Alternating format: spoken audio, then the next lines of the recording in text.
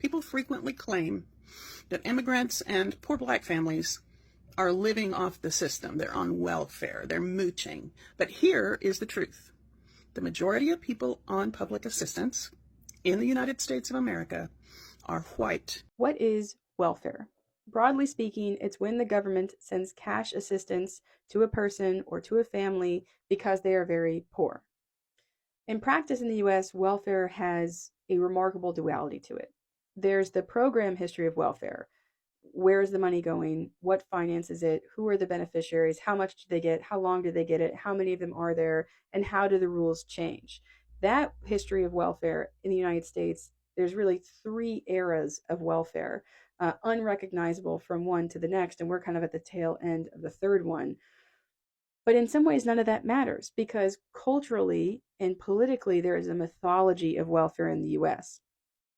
This video is for my white brothers and sisters. Do you believe that white privilege exists? Up until recently, I was living off of $900 a month for the last 3 years, and as you'd imagine, I needed government aids to survive. As for my childhood, I moved more times than I care to count, and if I ate that day, it was usually ramen noodles. You and I, as white people, do not see white privilege, especially if we came from the struggle. We are not privileged in the sense that we are handed everything, because although I came from the struggle, if I was black or brown, I would have had to have dealt with racism on top of everything else that I was struggling with. White privilege is not about what you have been given because you are white, it's about what you do not have to endure because you are white. Over 70% of the United States is classified as white, so we are in general treated as human beings. And although being treated like a human being is not a privilege, it's a right, in general, black and indigenous and people of color are not treated with the respect that they deserve. So to those who are being disrespected by a society,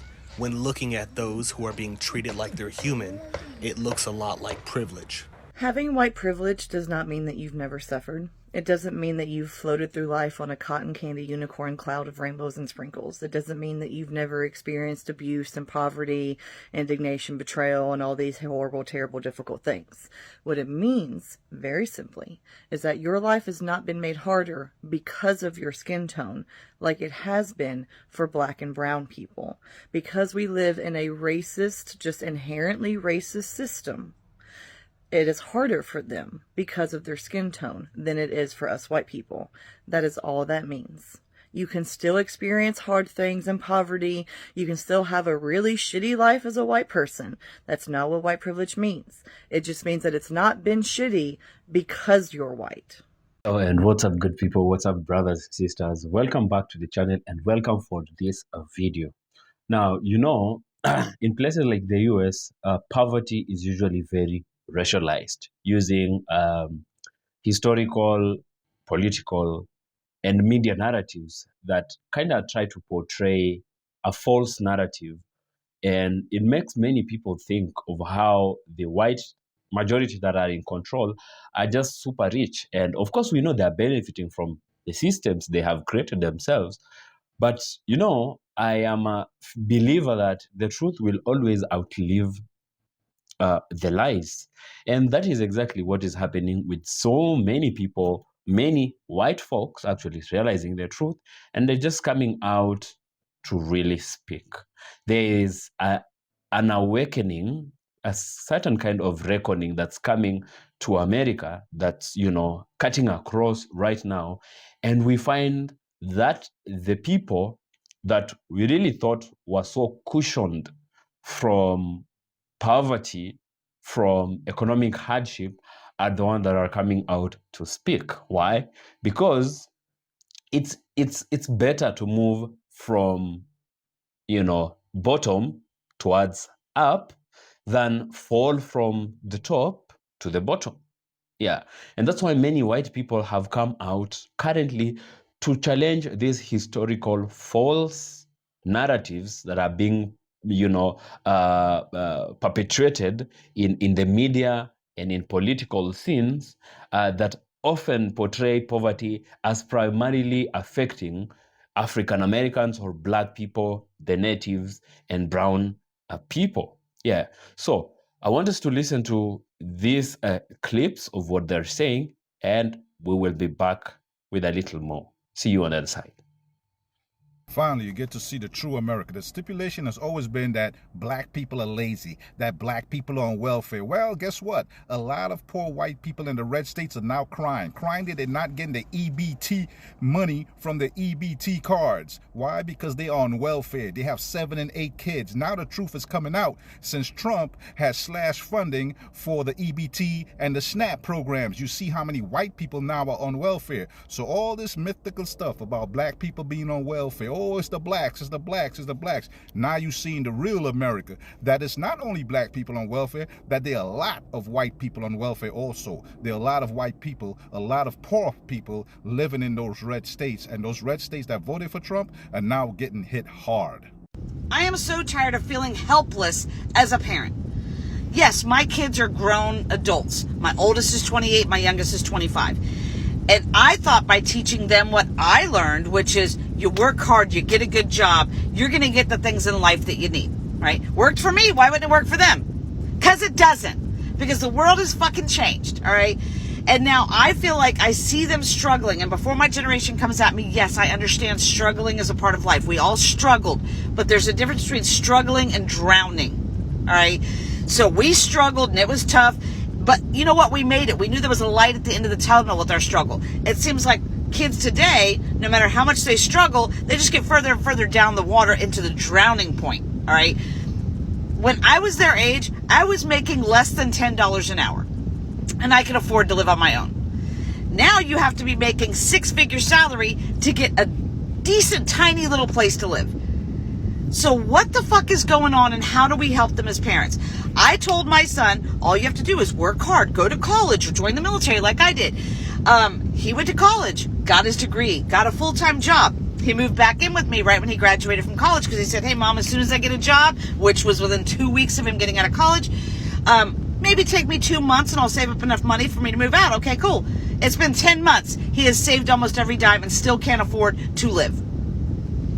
Why are 1-bedroom studio apartments almost $2,000 a month? Why?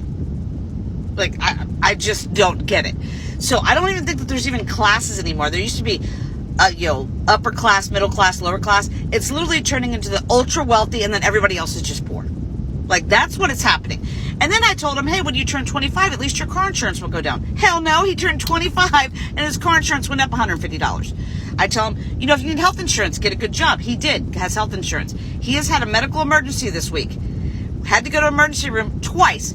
He had to go to the emergency room because he couldn't get anybody to see him with the health insurance that he had. Right? So he had to go to an emergency room. Now he's out money for that too. It seems like you can never get ahead. And then my daughter, I told her all you have to do because she wanted to buy her own house. My daughter worked 6 days a week, 12 hours a day to save up enough for this down payment. Finally got this house. She's paying double what I'm paying for my mortgage, but her loan was the same amount. And then her mortgage company, after she's already moved in, said, oh, by the way, we forgot to tell you that you need this type of coverage, which we forgot in the beginning. That's an extra $200 you've been paying a month. And all they see when they come home is they watch social media, kids their age, on lavish vacations with all this money and nothing to do, all these social media influencers, because we value those types of things over hard workers. We will pay them $10,000, but you work 40 hours a week, you can't afford it.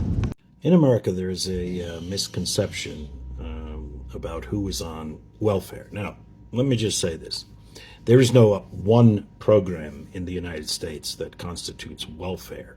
There are many social programs in the United States that are part of what the United States calls the social safety net, which is really not much of a safety net at all when you consider the meager benefits that people receive. So what I've decided to do is look quickly at the statistics from the last census. Now, this holds true going back, but actually in the last 20 years, it has increased. The number of people receiving public benefits of some sort or another has increased amongst one particular demographic, and that is amongst white people. 20 years ago, 61% of all the people receiving public benefits of some kind in the United States were white people. Today, or as of 2022, or as the last census, 76.2% of all the people receiving some form of public benefit were white people. and the rest were people of color, 13, people of Asian extraction, 6%, give or take, and people of Hispanic, somewhere down in the middle there. So let's just talk about what constitutes public benefits. So I'm going to read this list here, and this is what makes up all of welfare, if you will, in the United States: Medicaid, SNAP, WIC, free or reduced price school meals, SSI, TAANF, energy aid, rental subsidies, unemployment compensation, and assorted other programs. So 40 million people in the United States live in poverty, and that number approximately is the number of people who receive public benefits of some kind. And of course that varies when you include Social Security recipients, Medicare, etc., which is not it's an earned benefit. So I'm going to eliminate that for the moment. So of those people, the number of people receiving public benefits, welfare, if you will, some form of social program, social safety net support, as I said, 76.2% are whites. So I think this is important to remember when people start talking out of their ass. Guys, you guys heard elected Republicans are fighting with the Trump administration on the background because some of the Trump executive orders are hurting Republican. And to be quite frankly, they realize some of the Trump executive orders are hurting white folks. You know this saying that you tell yourself a lie long enough and you start believing in it? That's basically what's going on with the Republican Party now. For decades now, the Republican Party has been telling folks that the United States government, it's solely there for the betterment of black folks and other minorities. And since Brown v. Board of Education 1954 eradicated segregation but equal, the civil rights of 1964, redlining. So ever since those things, the Republican Party has been telling their voters that, listen, the government is there for the betterment of black folks and minorities, so we need less government, right? Ronald Reagan was really good with that. So less government. The government is not the solutions. Government is the problem. That's what you heard. But the fact of the matter is, most social programs, the overwhelming of the social government programs, are used by white folks. And which makes sense because the U.S. population is about 65-68% white. Therefore, a larger group of whites are using those social programs. But because they've been telling themselves this lie for so long, they believe into it and they put executive orders in place to reduce the size of the U.S. government. Lo and behold, who are getting hurt are those voters. Right now, there's the fight. There's an infighting in the Republican Party to say, hey, we don't want you to hurt those folks.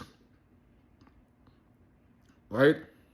And the crazy thing is, the U.S. government has always been there, has always been in place for the betterment of white America.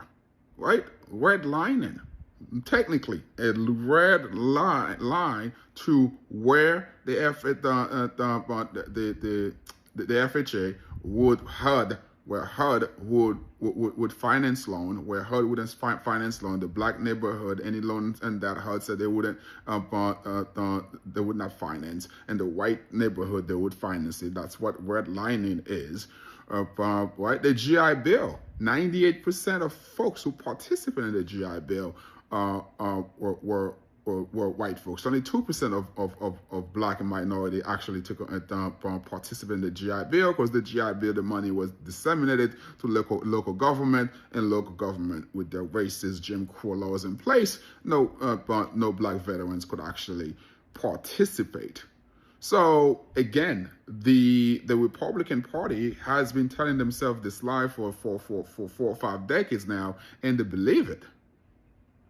And it's just now they realize, oh shoot, these people are not the larger benefactor of government programs. People don't understand how truly poor the American South is. I moved from Tennessee to California about 4 years ago, and I'm still paying for it now. We just don't have the money to move, and so I don't really meet a lot of people from Tennessee out here. The closest I find are really people from Ohio, and so now I'm a Browns fan. But I bring that up because that's an important component in understanding the political divide. It has taken a lot for me to understand that social programs are there for me to use them, because for most of my life, there was not enough to go around. I remember the first time I went to a food bank and they gave me an onion, I actually cried. And not like onion cried, but cried, because it wasn't required food. It was flavor, and that was a luxury I couldn't really ever afford. And then I learned that they had like taco seasoning, and oh my God, it was amazing. But when you're used to getting by on so little, and the only security you really feel you have is the ability to make a dollar stretch, it is scary to ask for help, and you wonder who you're taking it away from. So when people take aid when they're destitute, as opposed to like nearly, I think people can jump into judgment because they probably need the aid just as much as the person who received it, and they're scared it won't be there when they're long past needing it. And guys, there's enough to go around. Statistically speaking, white people are the biggest beneficiary of welfare programs. And I just want to drop some knowledge on you. Not on you specifically, but on the original comment, the person that posted it. All right, so a little bit about me is that prior to becoming an attorney, my trade actually is economics. I'm an economist by trade and education-wise.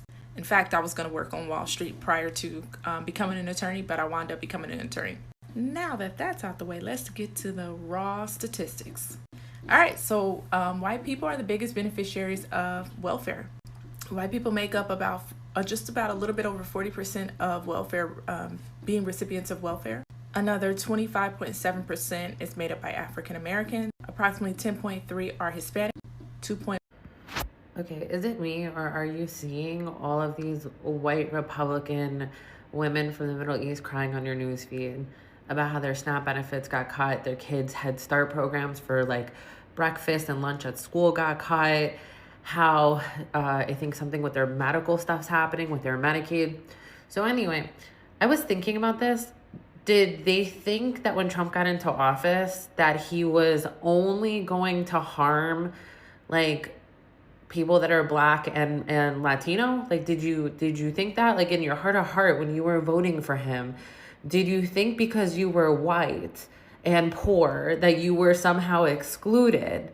Like, did you think that you were going to get some kind of preference? Like, did you think he was going to care about you anymore?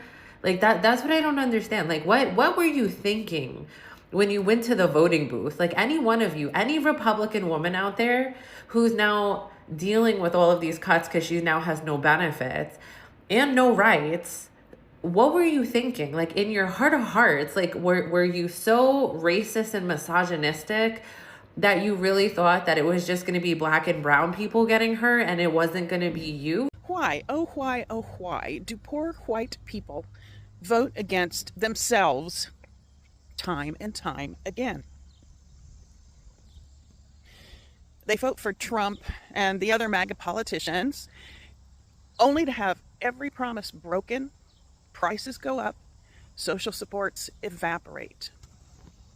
Here's why. First, remember what I talked about recently, the psychological wage of whiteness. That term was coined by W.E. Du Bois to describe poor white folks being paid with social status rather than decent living conditions. They're convinced by the elites that they're better than Black folks, better than immigrants, Latinos, LGBTQ folks. They're convinced that being white puts them in the same league as the elites. Of course, the elites know otherwise, but the poor whites buy it because they're grasping at straws.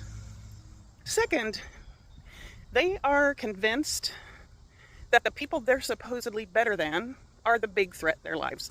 Not the rich, not the corporations or the politicians, but immigrants, black folks, welfare queens, LGBTQ, criminals, you know, the usual scapegoats. Third, the elites promise protection to poor white folks. A politician comes along and says, I'll keep those people in their place, or I'll kick them out, or I'll lock them up. Or, more politely, I'll defend your values. They don't say, I'll make your life better. Well, they say it, they just don't mean it. They'll say, I'll make sure they don't get ahead of you. Fourth, they vote for the punishment, not the policy. When a law gets passed that slashes public housing or school funding or food aid, they think, good, that'll stop those lazy freeloaders. And they do some mental gymnastics that make them believe it's worth losing those things for their own families in order to see those problematic black people and immigrants and so forth being punished.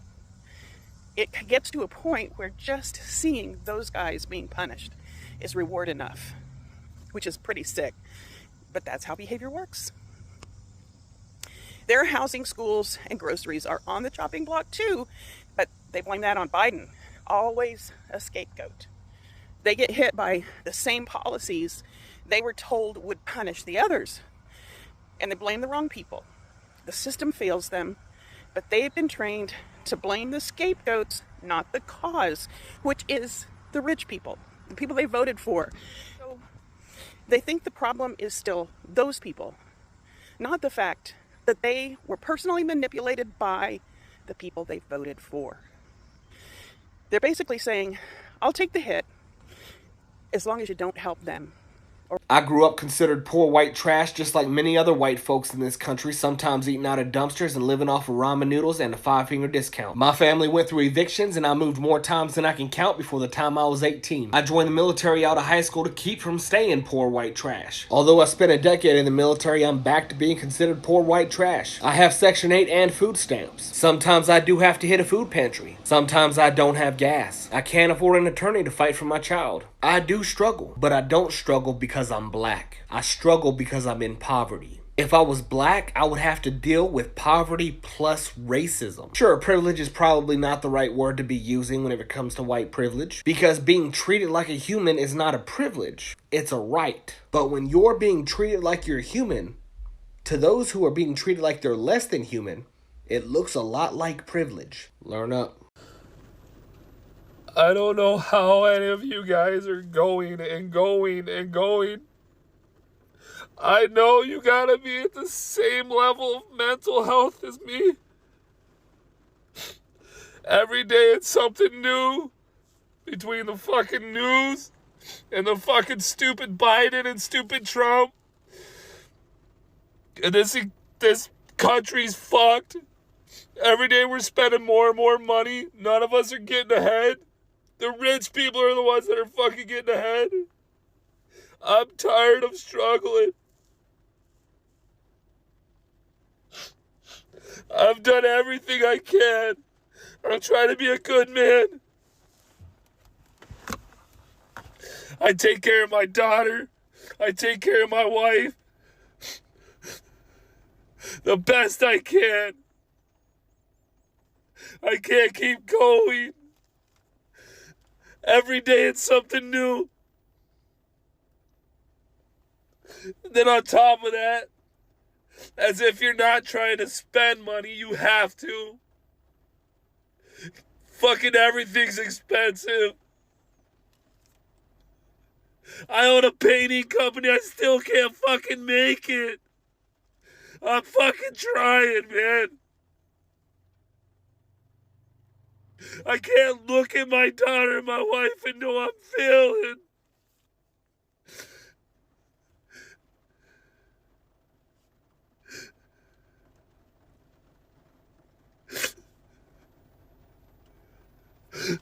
I'm fucking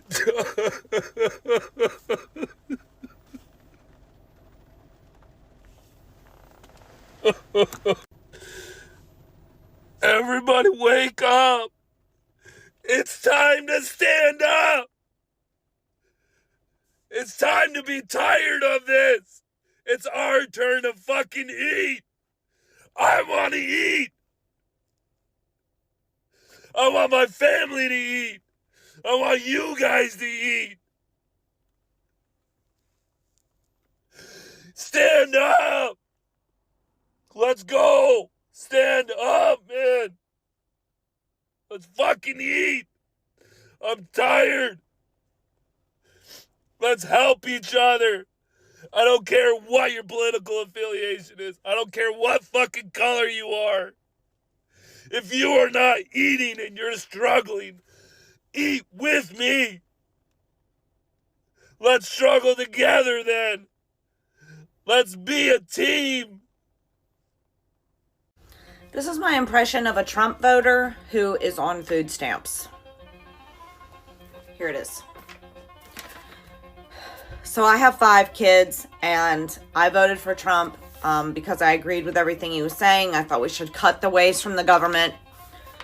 But I get $2,800 a month for food stamps for my children, and he just cut it back. All the cuts he made in the big beautiful bill cut my food stamps down to $350 a month.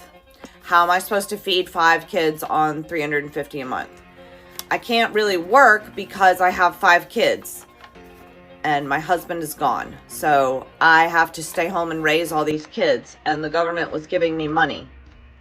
So when I voted for the government to cut all the waste, fraud, and abuse, I didn't know they meant me. Here's the paper that proves they cut my food stamps.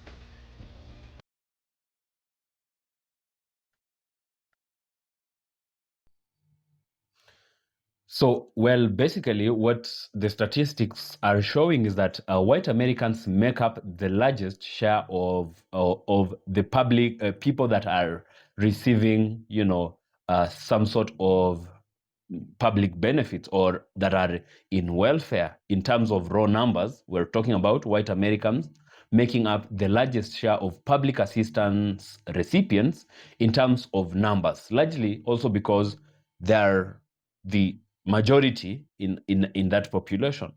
But that is not what the narratives out there in the media and how the political scene in America wants it to make it look like. But now, what's happened is that the truth has outlived, the lies, because people won't eat propaganda. People won't feed on political false narratives, and that is why they're now speaking out. So what basically is changing? What is changing here? So let's talk about awareness and that sparks empathy. So recent research has shown that white Americans who recognize that members of their own racial group experience poverty are more likely to support welfare policies. And this suggests that confronting racialized stereotypes can shift public opinion towards empathy and solidarity rather than division. Yeah, white America might be the richest, but it just happens that also they make up the majority, or they are also the poorest. So they better make up their minds and look towards this false narrative and challenge them. Again, the second one is anecdotes fuel honest conversations. So on platforms like TikTok and Reddit and YouTube and many other social media platforms, many white individuals have expressed the frustrations at the myths they grew up believing, or they grew believing. For example, there's a certain user who remarked that the majority on welfare are white. It's just that they don't consider food stamps, SNAP, Medicaid as welfare, which actually all those make up for what welfare is. And the majority of those benefiting from that actually in America happen to be the white majority. Yeah. Others describe being hit like a gut punch upon seeing a poverty firsthand in, Appalachian towns, emphasizing how lived experiences can dismantle racial assumptions and racial narratives. And then the third one is historical framing and racialized narratives. So what basically we're talking about here is historically, welfare debates in the US have been deeply racialized, that we all very well understand. Political rhetorics, from the infamous welfare queen to policies targeting non-white recipients, help build and reinforce stigma towards public assistance. This continues to actually influence how many people perceive welfare, even as we talk, today. And something else that is changing here is the breaking the myth and building solidarity. Many white people actually now feel the need for solidarity, and that's why they're actually in praise of what Black people and many people of color have said for so long in America. So as more white people, Americans, openly discuss their financial struggles and reliance on benefits, they are humanizing poverty themselves. This counters outdated frames that painted welfare recipients as others or other groups.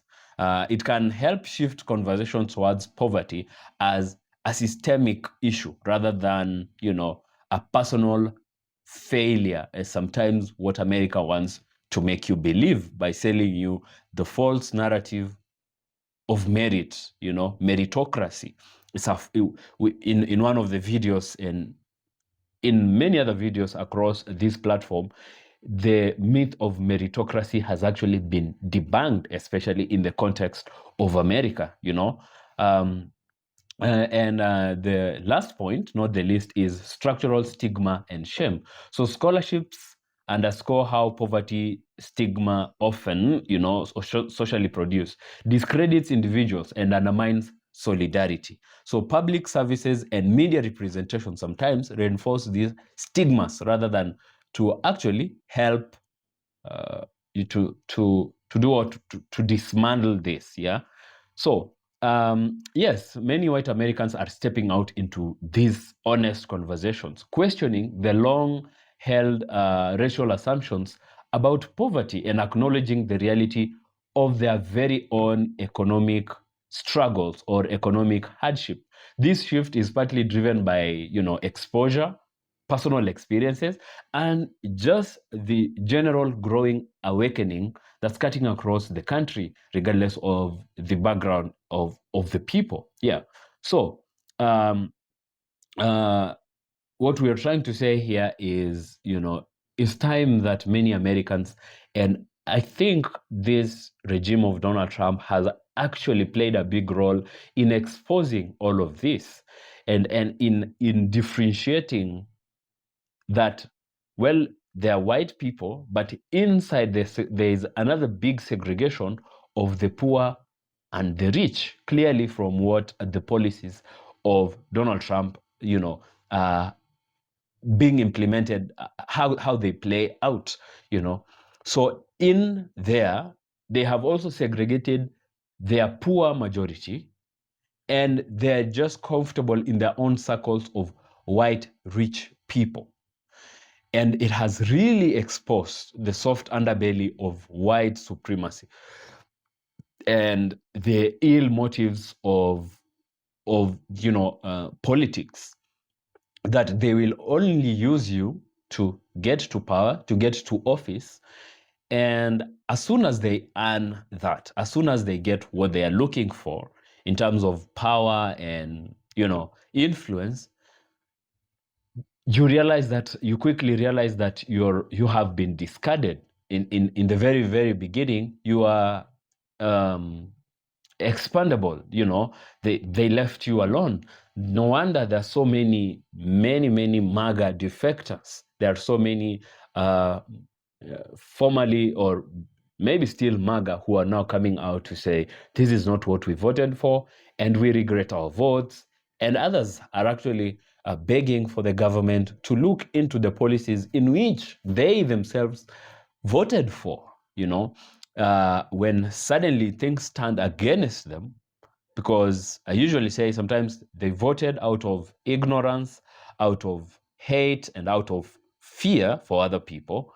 And suddenly they realize that they voted against their own interest. And they suddenly realize that, see, the whole MAGA team wasn't just a team. It was some political theatrics to make it look like we're all together. Then suddenly, after you have given your votes, he's disappeared into the White House. He's eating and living large with his billionaire friends. But the everyday poor American has been left to their own means. No wonder many of them are coming out to cry. And the black people and people of color, are not moved, are not perturbed, because what is happening here is you're just having a taste of your own coffee, how you have treated everybody else. This is exactly what we've been talking about. This is exactly what we've urged for change for all of those years, but nobody listened. And suddenly you're here and you're crying, uncontrollably. Yeah, so that is what I had for you in this particular interesting video. I believe it was interesting and also educative. If you have something about, you want to add, maybe you have a different opinion, I'd love to hear what you think about it. Leave me a comment. If you like the video, please give it a thumbs up and share it, and subscribe to this channel if you haven't done that yet. So until next time, I'll see you in the next video. Love and peace out.